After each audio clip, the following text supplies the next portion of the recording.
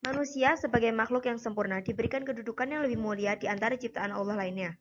Manusia diamanahi tanggung jawab besar yang harus dilaksanakan dalam kehidupan.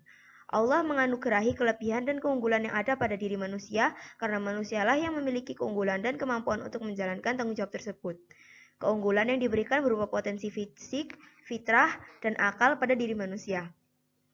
Sebagai individu, manusia memiliki potensi-potensi untuk berkembang.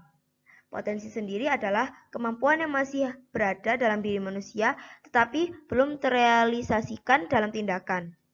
Potensi tersebut akan menjadi kekuatan apabila dikembangkan dan didayagunakan. Potensi tersendiri terdapat 3 jenis. Yaitu pertama, potensi fitrah. Apa sih potensi fitrah itu? Yaitu potensi dasar yang dimiliki individu manusia.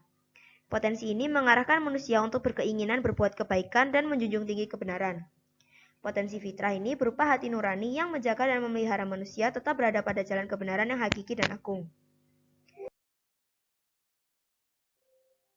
Kedua, potensi akal.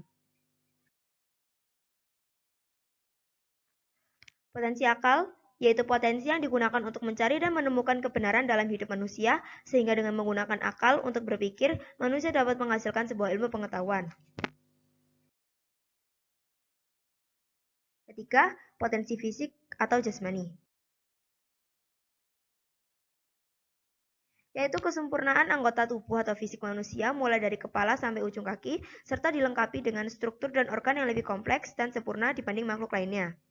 Manusia diberi bertanggung jawab untuk menggunakan potensi fisik untuk tindakan, perbuatan yang sesuai dengan hakikat dan jati diri manusia, serta mempertanggungjawabkan segala yang dilakukan oleh tubuhnya kelak di hadapan Allah Subhanahu wa Ta'ala. Ada juga potensi lainnya, yaitu potensi yang memiliki kecenderungan membawa manusia ke dalam hal yang negatif. Sifat-sifat manusia yang kurang baik antara lain, suka berbuat aniaya dan bodoh, berkeluh kesah dan kikir, dan tergesa-gesa.